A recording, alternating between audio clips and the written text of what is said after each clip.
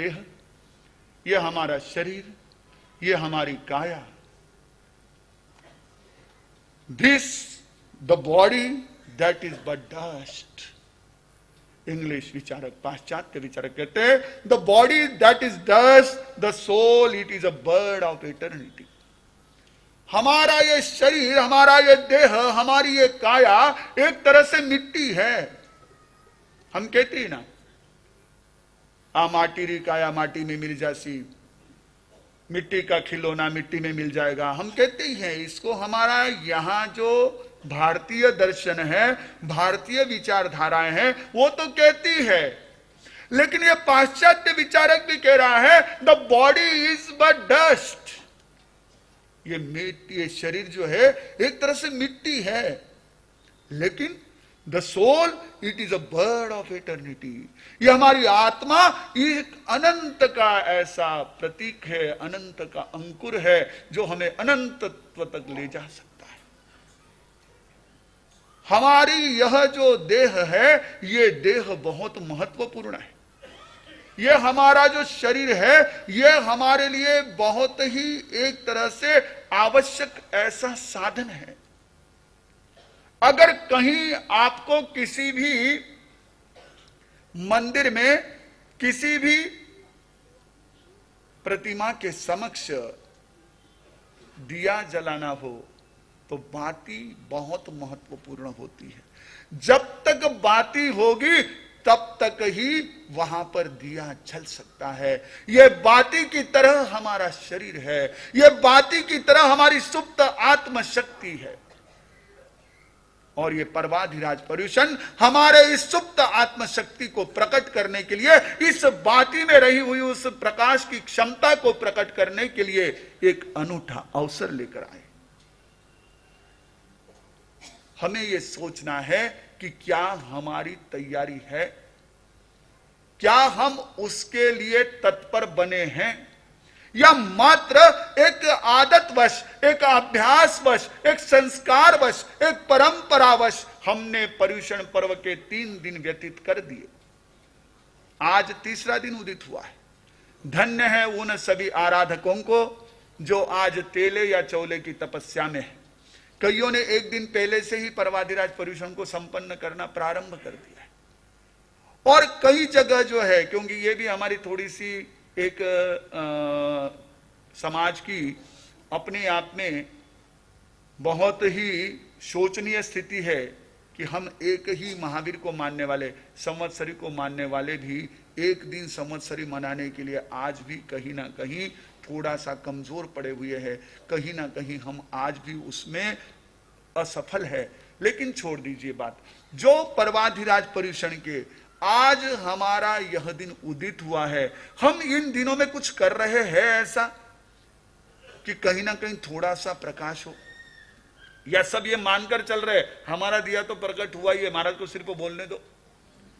महाराज कहेंगे वाह मारी जो रही मीठी मीठी गड़प, कड़वी कड़वी तू मारी काम रही जो हुन लू नहीं तो हो जावा तू, मारे कहीं करूंगा। महाराज कुछ पड़ोसी ने कह रहा था, हमारा तो कहीं नहीं रहा था, मैं तो ठीक हूं, मैं तो बढ़िया हूं, मैं तो अच्छा हूं। अगर मैंने ये मान लिया, आपकी बात नहीं करता हूं, पर्सनली मैंने ये मान लिया कि मैं तो परिपूर्ण हूं, मैं तो अच्छा हूं, मैं तो बहुत ठीक हूं, तो मुझे लगता है कि मेरे लिए पर्युषण मात्र एक पारंपरिक उत्सव के रूप में रह गए। क्योंकि मैंने अपने भीतर में परिवर्तन, मैंने अपने भीतर में सुधार, मैंने अपने भीतर में बदलाव, मैंने अपने विकास के बारे में सारी संभावनाओं को समाप्त कर दिया। जैसे पिता पुत्र थे। पिता बहुत महान शिल्पकार थे।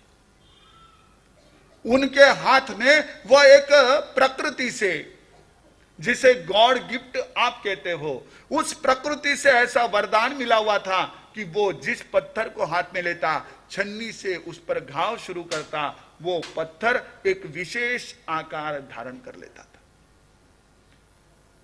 और अप्रतिम प्रतिमा निर्माण करता था।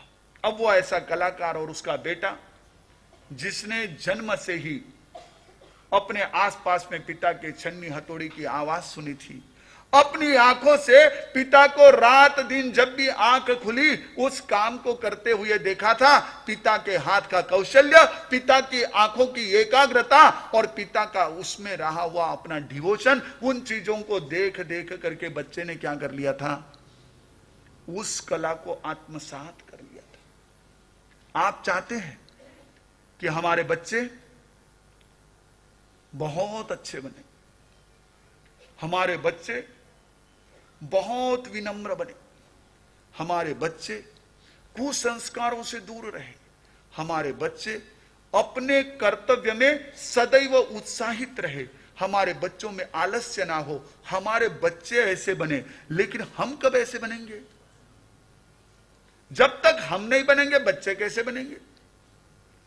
बात तो वही होगी जैसे उस पिता को देख करके उस बेटे के भीतर में जो एक तरह से उस शिल्प निर्माण का कौशल्य तैयार हो, और जैसे ही उसके हाथों ने थोड़ा सा हिम्मत, थोड़ी सी शक्ति प्राप्त कर ली, उन हाथों ने कहीं ना कहीं जरा जरा सा पत्थरों को तराशना शुरू कर दिया। पिता ने तो बड़ी मेहनत से और फिर काफी उसमें अपनी अलग अलग जगह जाकर के शिक्षाएं प्राप्त करके कला को विकसित किया था। ये भाग्यशाली था कि इसे जन्म से ही ऐसे महान शिल्पकार को स्वयं देखने का मौका मिला। वो भी अपने हाथों से थोड़ा थोड़ा सा, पिता के औजार पड़े हुए रहते उसमें से कुछ उठाता, हल्के हल्के से करता, कहीं चोट भी लग जाती। जरूरी नहीं है कि हमेशा आपके बच्चों की तरह सभी सुरक्षित ही बड़े हो जाए। आप तो अपने बच्चे को जरा सी भी मिट्टी न लगने पाए इसलिए जूते भी खुलवाते नहीं है जल्दी, सॉक्स भी उसके उतारते नहीं, और आप उतार दो तो उसके दिमाग में इतना भर दिया है स्कूल में और घर में कि ये डस्ट लग जाएगी, छीछी लग जाएगी, तो वो उतारता ही नहीं है। महाराज के पास जाने पर भी वो दर्शन करने के लिए न जूते उतारता है, न मां की गोद से नीचे उतरने का प्रयास करता है।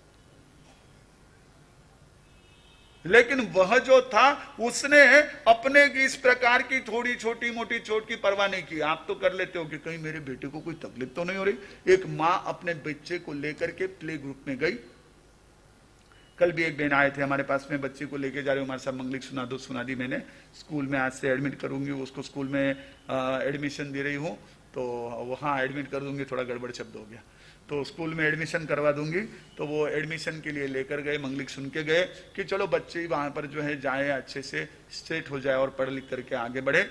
तो वह जो है माँ अपने बच्चे को लेकर के प्ले ग्रुप में पहले दिन गई। पहले दिन उसने अपने बच्चे को समझा बुझा करके प्ले ग्रुप में बिठा दिया। बच्चा बैठा, निकलने लगी, उस समय में उसने मैडम जो वहां पर पढ़ाती थी उसे बाहर बुलाया। कहने लगी, मैडम ध्यान रखना, मेरा बच्चा तो बड़ा समझदार है, वो वैसे तो कोई हरकतें शरारतें नहीं करता है, जो कहो मान लेता है, लेकिन अगर कभी इसने कोई बात नहीं मानी तो इसके पड़ोस में बैठे बच्चे को एक थप्पड़ लगा देना। मेरा बच्चा जो है ना समझ जाएगा, वो सीख जाएगा, पर मेरे बच्चे को मत लगाना। ऐसे करोगे तो कैसे हमारे बच्चों को हम ठीक से आगे बढ़ा पाएंगे। अब वो शिल्पकार का बच्चा था, हाथ को थोड़ी छोटी मोटी चोट लग जाती, लेकिन मैं उसको समझा देता था, पुचकार लेता था, थोड़ा सा ठीक कर लेता था। और पिता भी जो है अपने बच्चे की इन हरकतों को देख करके बड़ा प्रसन्न हो रहा था। जैसे आपने महासती जी के मुखारविंद से गज सुकुमार के जन्म से पहले माँ देवकी का विलाप सुना, इम झुरे देवकी रानी में, कि वह भी अपने बच्चे को देख देख के बड़ा खुश हो रहा था। ऐसा जरूरी नहीं कि बच्चे को देखकर केवल माँ को ही वात्सल्य उमड़ आता है, पिता के भी मन में प्रेम होता है। ये क्या होती है, हमारे कथाकारों ने माँ को ही, उसके वात्सल्य को ही इतना दे दिया है, पिता एक तरह से साइड पर हीरो हो गया है। अरे भाई साहब वो भी है, उसके मन में भी वात्सल्य, ठीक है, वो बेचारा अपने उस प्रकार की प्रकृति से थोड़ा सा मजबूर है, वो इतना रो नहीं सकता है, वो कुछ बातें जो हमारी माँ से संभव नहीं कर सकता है, वो अपने पेट में उसको बढ़ा नहीं सकता है। लेकिन इसका मतलब ये नहीं होता है कि वो एकदम से निष्ठुर होता है, एकदम से कठोर होता है, वो कोई शैतान होता है, होता है, ऐसी बात नहीं है। उसके मन में भी वात्सल्य, उसके मन में भी प्रेम है। तो वैसे ही शिल्पकार के मन में भी अपने बच्चे के प्रति वो प्रेम था। वो उसकी उस प्रकार की कोई भी चोट लग जाती तो संभाल लेता, उसको ठीक कर देता। ऐसा करते करते वो बच्चा जो है धीरे धीरे बहुत ही तैयार हो गया। यानी जवानी तक आते आते उसने इतनी अपने कला में कुशलता हासिल कर दी कि लोगों के मुंह से अनायास निकल पड़ता कि बाप से बेटा सवाई है। और ये देख करके सुन करके पिता बड़े मन ही मन खुश होते। लेकिन जब वो बेटा कोई प्रतिमा तैयार करके पिता के पास ले आता तो पिताजी कोई ना कोई नुस्ख निकालते, कोई ना कोई कमी निकालते। बेटा ये थोड़ा सा नाक जो है ना वो जरा सा टेढ़ा हो गया, इसको सीधा कर देना, ये गोल हो गया इसको तीखा बना देना, ये कान जो है ना ये एक तरफ छोटा हो गया एक तरफ बड़ा हो गया, कोई भी चीज हो, आंख ऐसी बन गई वैसी बन गई। आखिर नुस्ख निकालना हो तो कोई भी हम लोगों से सीखे। कमियां तो आप और हम निकालने में मास्टर है। अगर किसी को कह दो कि भाई इसमें क्या विशेषताएं हैं तो आपको माथा खुजालना पड़े, उसके लिए आपको दो चार जनों को पूछना पड़े कि कई लिखूं। लेकिन किसी को पूछ लो कि इसमें कमी क्या है तो फटाफट गिना दोगे, अरे ये तो ऐसा ही है, थोड़ा ये जो व्याख्यान है ना ये ऐसे स्टाइल में होता था ना तो बहुत अच्छा लगता था, थोड़ा इस ढंग से सब विषय को कहते ना तो बड़ा अच्छा रहता था। ये तो कर सकते हो, ये नहीं होता तो अच्छा रहता, लेकिन फिर इसकी बजाय थोड़ा सा आप ही उस विषय पर अपना कर दो। और नहीं भाई इतना ज्ञान नहीं रहता तो मैं ही बैठ जाता कहीं करा। तो हमारी तो क्या होती है, आपकी हमारी विशेषता है कि कमियां हम निकाल सकते हैं। तो उसने भी कहा, पिता थे कमियां निकालते थे, अब वो कमियां जैसे निकालते उसको ठीक कर देता, फिर पिता शाबाशी देते। ऐसा चला 1 साल 2 साल 3 साल 4 साल सिलसिला चला कि ये कोई भी प्रतिमा बनाए पिता के पास तो जानी थी, और जैसे ही पिता के पास जाती पिता कोई ना कोई उसमें एक आध कमी बता देते। अब ये सुन सुन के देख देख के थोड़ा सा इसका अहंकार दुख में आने लगा। ये बड़ी प्रॉब्लम होती है, हमारे मन की ही ऐसी व्यवस्थाएं हैं कि बहुत जल्दी हमारा अहंकार जो है ना वो एक तरह से हर्ट हो जाता है, हमारे मन में वो एक तरह का भाव जागने लग जाता है। इसको ज्ञानियों ने सांप के फण जैसा बताया। अहंकार जो होता है ना, जैसे सांप का फण ऊपर आ जाता है वैसे अहंकार हमारे मन में ऐसे उछाले मारता है। तो वो अहंकार हम उसका जो है ऊपर उन्हें आने लगा कि पिताजी हर समय मेरी गलती निकालते हैं, 4 जनों के सामने मेरा अपमान करते हैं, एक बार तो मैं पिता के ही मुंह से अपने कला की प्रशंसा करवा के रहूंगा। बस मन में आ गए, उसने प्लानिंग किया। एक दिन सुबह उठा, पिताजी को कहा, पिताजी पिताजी आज तो मेरी बहुत बड़ी ऐसी प्रसन्नता की बात हो गई। बोले क्या हुआ? बोले रात को मुझे स्वप्न आया और उस स्वप्न में मैंने देखा कि साक्षात शिव जी जो है वो अपने एक सुंदर आकृति में हमारे खेत ने जमीन के बीच में गड़े हुए, और वो कह रहे हैं कि मुझे बाहर निकालो, मुझे बाहर निकालो, मुझे बाहर निकालो। तो बार बार कह रहे हैं, और मैंने जाकर के उनको बाहर निकाला तो वह एक तरह से मुझे आशीर्वाद देने की मुद्रा में शिव जी वहां विराजमान थे। तो ऐसा सपना देखा है, पिताजी अपने को जाना चाहिए, सुबह सुबह का सपना है, शायद उसका कोई अर्थ हो सकता है। पिता ने कहा ठीक है बेटा, चलो तेरी इच्छा है तो जाते देखते हैं। वो गया, उसने कहा कि मुझे ऐसे ऐसे निशान मिले थे, इस पेड़ के नीचे है, इस पत्थर के पास है। तो वो सारी चीजें बताई। पिता ने वहां खोदा, वास्तव में एक शिव जी की प्रतिमा निकली, और ऐसी प्रतिमा मानो साक्षात शिव जी बैठे हो। और वो देख करके पिता इतने गदगद हो गए, वहां पर नतमस्तक हो गए, और बेटे को कहने लगे, बेटा तू बड़ा भाग्यशाली है कि तूने ऐसी इस सुंदर प्रतिमा जो जमीन में गड़ी हुई थी उसको बाहर ला करके जन जन के लिए उपलब्ध करा दिया। अब उसको देख करके लोगों की धर्म भावनाएं श्रद्धाएं जो है और अभिवृद्ध होगी और उनको खूब आशीर्वाद मिलेंगे। ऐसा कह करके पिता ने तो उसको बड़े ही एक आस्था के साथ बड़े अच्छे ढंग से उठाया और लेकर के घर पे पहुंचे। फिर उसको रख करके साफ सुथरा सब करके उन्होंने देखा। तो फिर है ना बेटे ने धीरे से पिताजी को कहा, पिताजी ये प्रतिमा कब की है देखे तो सही, क्योंकि प्रतिमाओं पर अक्सर होता है कब बनी, कहाँ बनी, कैसे बनी, किसने बनाई, ये कुछ थोड़ा सा उल्लेख होता है। तो बोले हम देखे तो सही। तो उन्होंने देखा तो नजर आया नीचे जो है इनके बेटे के हस्ताक्षर थे। पिता देखते ही समझ गए, अरे ये इसने बनाया। अब उनके मन में भाव आया, बेटा ये प्रतिमा तूने अद्भुत बना दी, लेकिन अब तेरा विकास समाप्त हो गया। जहां तेरे मन में प्रशंसा के भाव आ गए कि मैं प्रशंसा पालूं, तो विकास की सारी सीमाएं तेरी विकास की सारी संभावनाएं खत्म हो गई। जहां मेरे मन में आ जाए कि मैं अब बहुत ही महान हो गया हूं, आप मान लीजिएगा वहां मेरा विकास रुक जाता है। यदि हमें अपने भीतर में रहे हुए उस प्रकाश को प्रकट करना है, हमें उस प्रकाश को यदि तेज बनाना है, तो पहले अपने भीतर में रही हुई उस संभावना को स्वीकार करना पड़ेगा कि हां, मुझे अपनी ज्योति प्रकट करनी है। बात हमारी चल रही है कि तू ही बाती तू ही ज्योत, हम ही बाती है हम ही ज्योति है।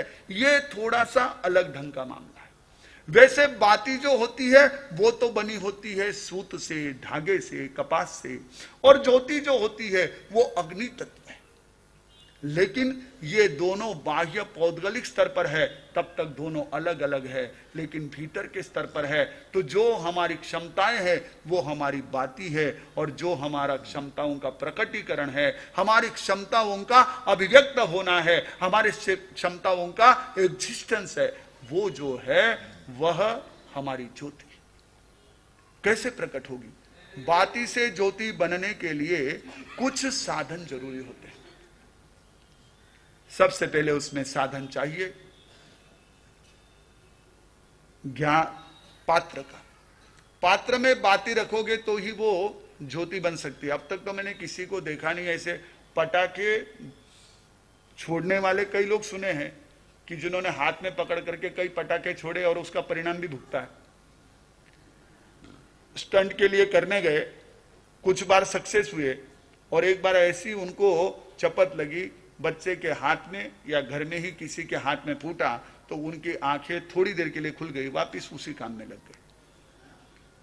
लेकिन हाथ में पटाखा जलाने वाले कई लोग मैंने सुने हैं, पर हाथ में लेकर के ज्योति प्रकट करने वाला एक भी नहीं सुना।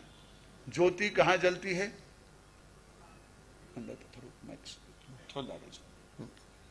थोड़ा सा बस।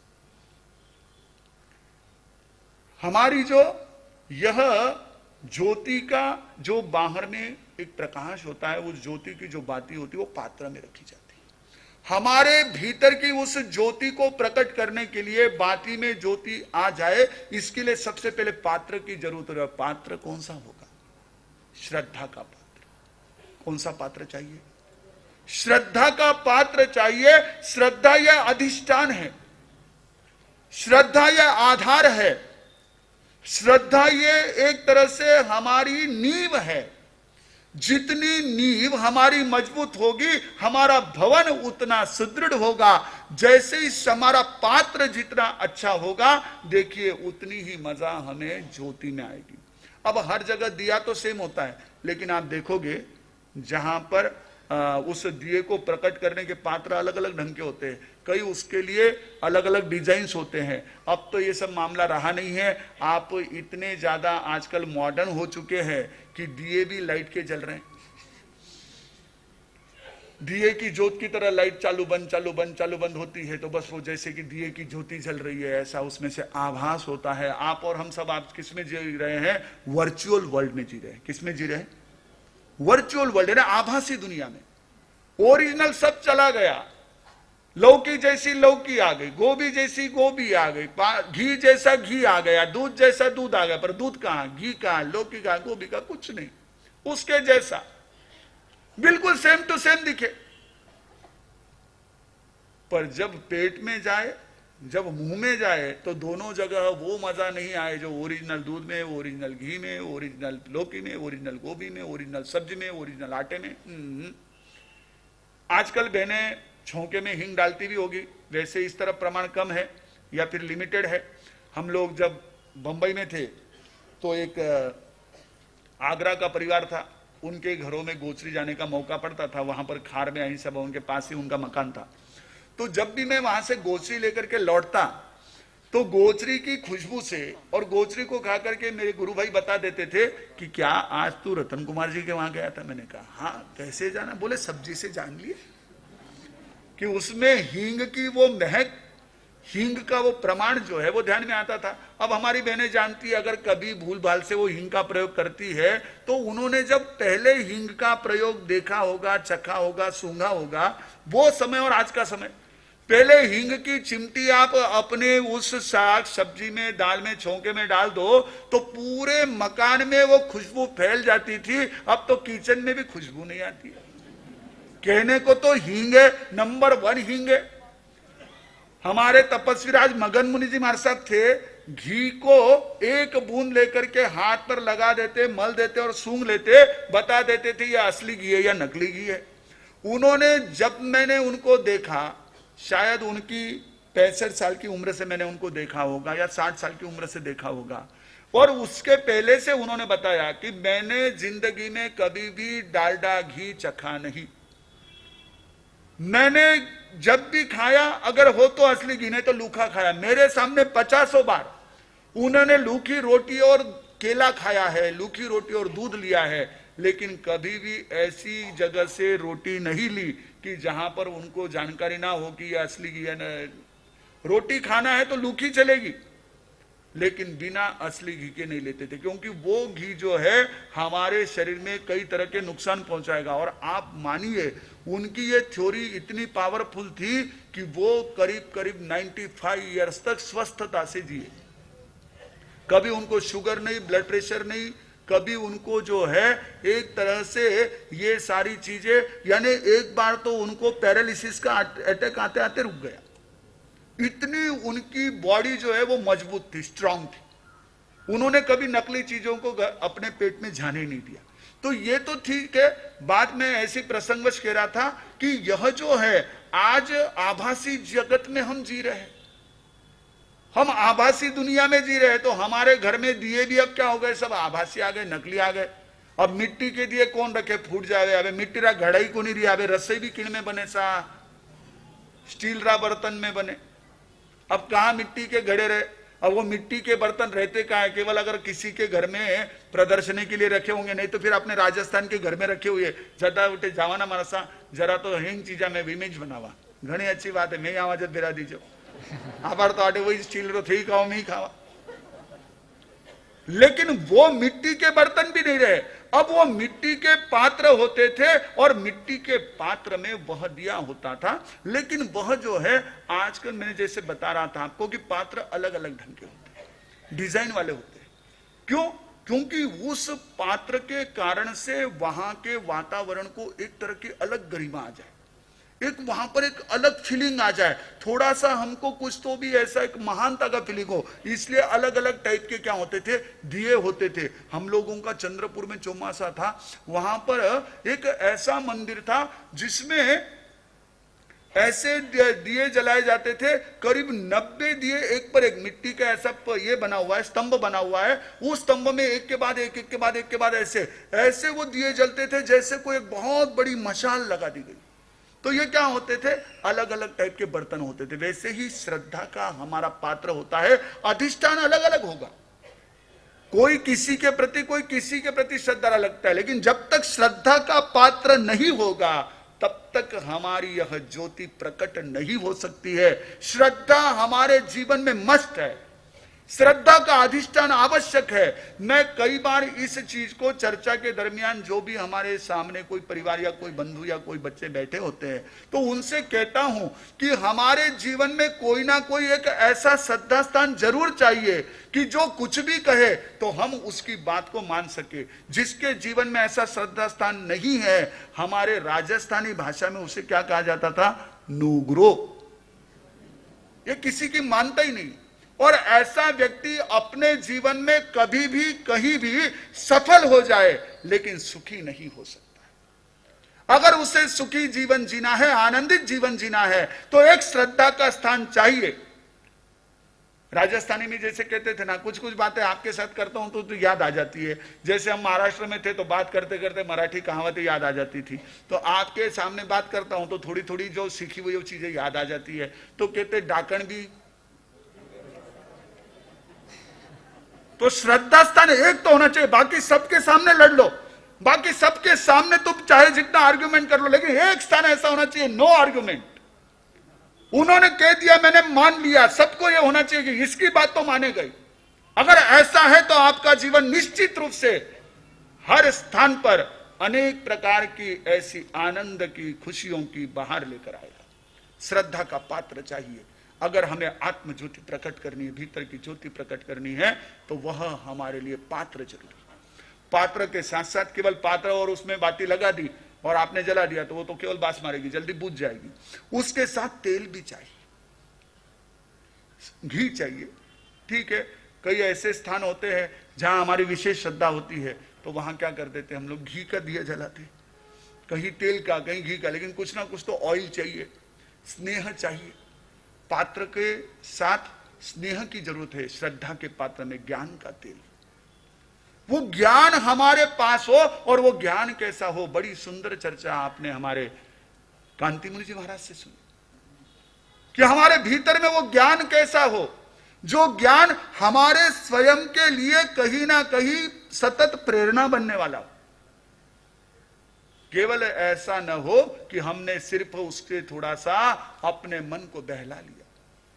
पोजिशन चल रहा है, अबे 3 सामयिक में कई करता, अच्छो हो गया हमारे साथ थोड़ा लंबो बखान चला दिया तो हमारी सामयिक पूरी हुई थी, अबे कोई हर्ज नहीं, अबे जाने जिन लोग निकल जाऊं, बस चलो वो सामयिक का समय बिताने के लिए हमारा प्रवचन हो गया। ऐसा न हो, ठीक है।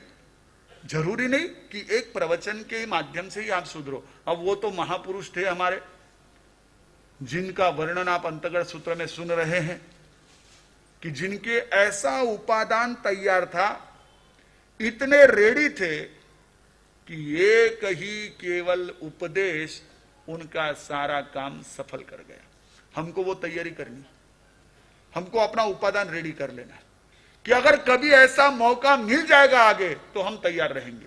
हम कहने को क्या लेते हैं, भावे भावना भाविये भावे दीजिए दान, हम कहने को क्या लेते, पर मुझे आज तक एक भी ऐसा नहीं मिला कि जो ये कहता हो कि मार साहब मैं दीक्षा की भावना तो बाता हूं, कब होगा। ठीक है, कुछ बुजुर्ग हमारे स्वाध्याय वगैरह 1-2 परिश्रम ऐसे होंगे भी कि जो कह देंगे नहीं नहीं मैं तो भावना भाता हूँ, दिल से भावना भाता हूँ, कोई मेरे को लेने को तैयार नहीं, बूढ़ा हो गया हूँ। तो बोले अभी हमारे अपने आप को संभालना मुश्किल है, अब आपको कहाँ लेके घूमेंगे, तो कोई दीक्षा देने को तैयार नहीं है। ऐसा कोई कहे तो बात अलग है, लेकिन भावना कितनों की होती है कि नहीं, भावना तो मेरी यही है कि मैं इस पथ पर बढ़ूं, मैं संयम लूं। अगर ऐसा किसी को कह दिया जाए भावना भाव नहीं मारा साहब ईश्वर केवन लागे, तो लोग तो तुरंत मारा लारे पड़ जाइला, और घर वाली तो घर में नहीं घुसन दीला, केला थे यान की बात करो, हमारी भावना है दीक्षा ले वाली, तो मैं जा नहीं सकता हूं। जरूरी नहीं कि भावना बिना भी आप बोलो, भावना है तो भीतर में बिल्कुल वो एक हमेशा इच्छा रखो कि ये मार्ग मेरे लिए श्रेष्ठतम मार्ग है, मुझे इस मार्ग पर बढ़ना है, इस मार्ग पर चलना है। ये हमारे भीतर में जिससे प्रेरणा मिले वो ज्ञान का तेल है कि अच्छे मार्ग पर चलने की हमें भीतर से प्रेरणा मिलता रहे। जैसे ज्ञान का तेल जो है वो ज्योति को प्रकट रखता है, तेल जो है ज्योति को प्रकट रखता है, वैसे ज्ञान जो है वो हमारी ज्योति को प्रकट रखेगा। ज्योति तक अब तक हमको पहुंचना है, लेकिन ये तेल जो है ज्ञान का, ये हमारी जागृति, ये हमारे भीतर का विवेक, ये हमारे भीतर का सतत चलने वाला चिंतन, ये ज्ञान का तेल है जो सतत मौजूद रहता है, जागृत रहता है, सक्रिय रहता है हमारे साथ में, वह निरंतर कार्य करता है।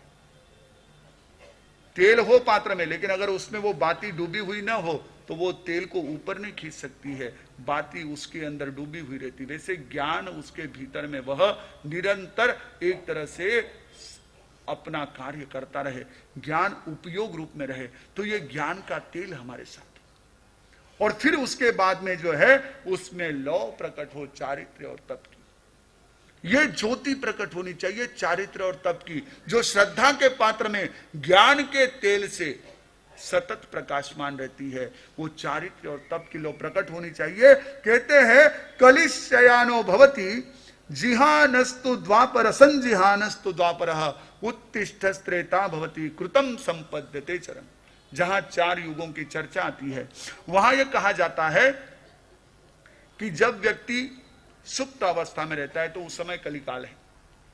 जब वो उठकर बैठ जाता है तो वह द्वापर है। जब वो उठकर के खड़ा हो जाता है तो त्रेता युग है, और जब वो चलने लगता है तो उस समय सतयुग है। यानी हमारे जीवन में विकास, हमारे जीवन में प्रकाश, ये जब हम चलने लगेंगे तब आएगा। ये चारित्र्य और तप जो है ये हमारे उस प्रकार की ज्योति को प्रकट करने वाले और प्रज्वलित रखने वाले ऐसे महत्वपूर्ण तत्व है, और वह हमारे लिए बहुत महत्वपूर्ण है। वो ज्योति अगर हमारे भीतर प्रकट हो जाती है, प्रज्वलित हो जाती है, तो ये हमारा जीवन प्रकाशमान ही नहीं बनता है, औरों के लिए भी वह एक तरह से मार्गदर्शक बन जाता है।